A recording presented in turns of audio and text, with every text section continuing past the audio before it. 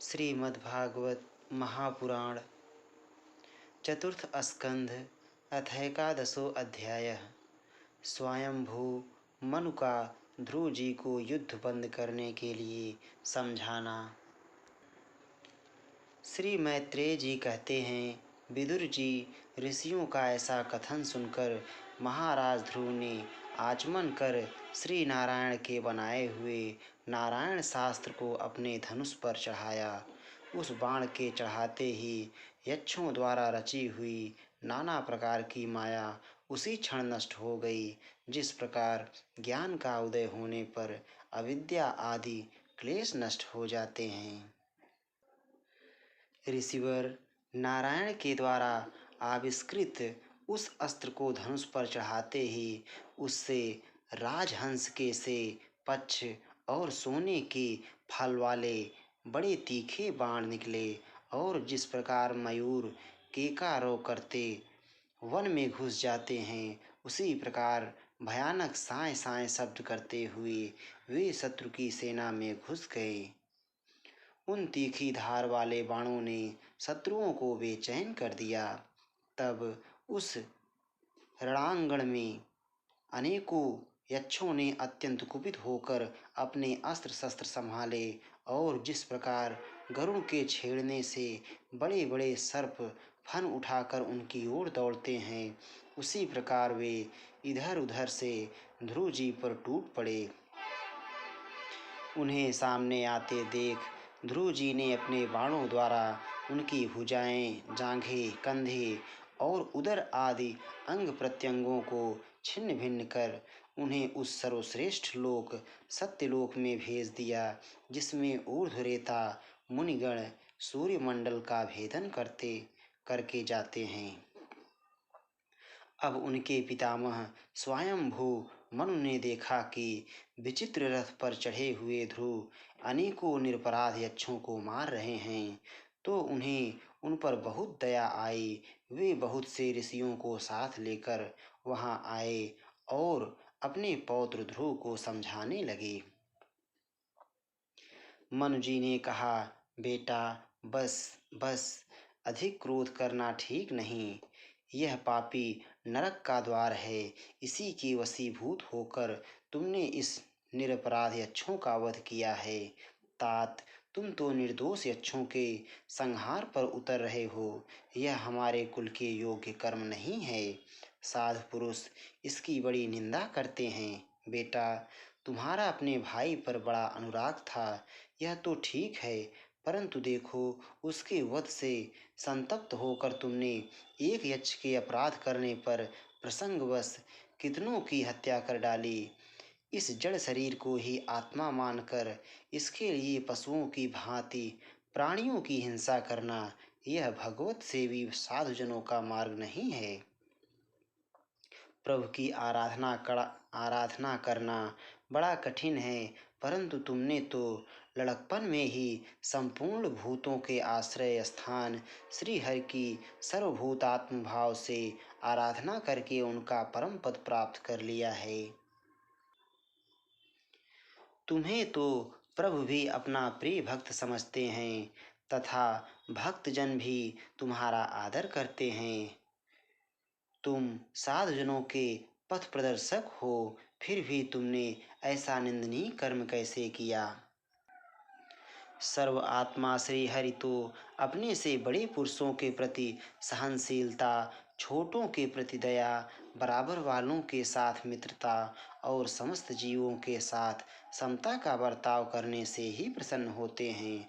और प्रभु के प्रसन्न हो जाने पर पुरुष प्राकृत गुण एवं उनके कार्य रूप लिंग शरीर से छूटकर परमानंद स्वरूप ब्रह्मा पद प्राप्त कर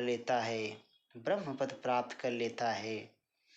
बेटा ध्रुव, देह आदि के रूप में परिणत हुए पंचभूतों से स्त्री पुरुष का आविर्भाव होता है और फिर उनके पारस्परिक समागम से दूसरे स्त्री पुरुष उत्पन्न होते हैं।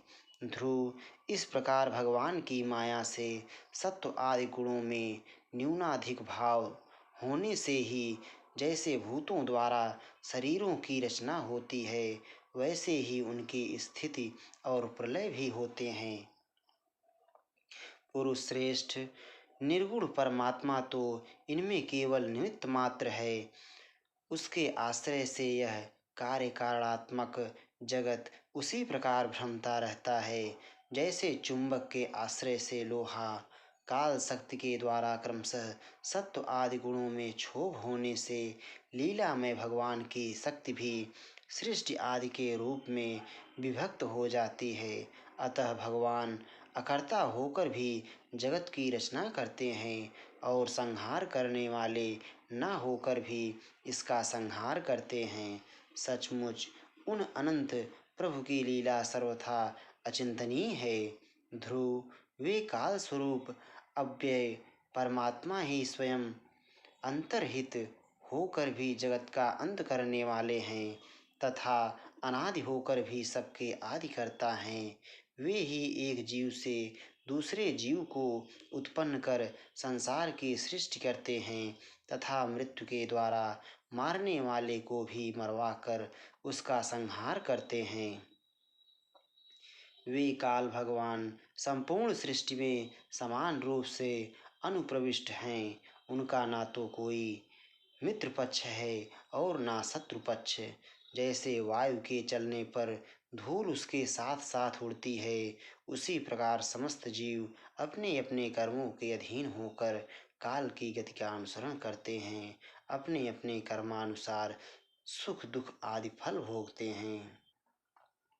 सर्वसमर्थ श्री हरि कर्म बंधन में बंधे हुए जीव की आयु की वृद्धि और क्षय का विधान करते हैं, परंतु वे स्वयं इन दोनों से रहित और अपने स्वरूप में स्थित हैं। राजन, इन परमात्मा को ही मीमांसक लोग कर्म, चारवाक स्वभाव, वैशेषिक मतावलंबी, काल, ज्योतिषी दैव और काम शास्त्री काम कहते हैं।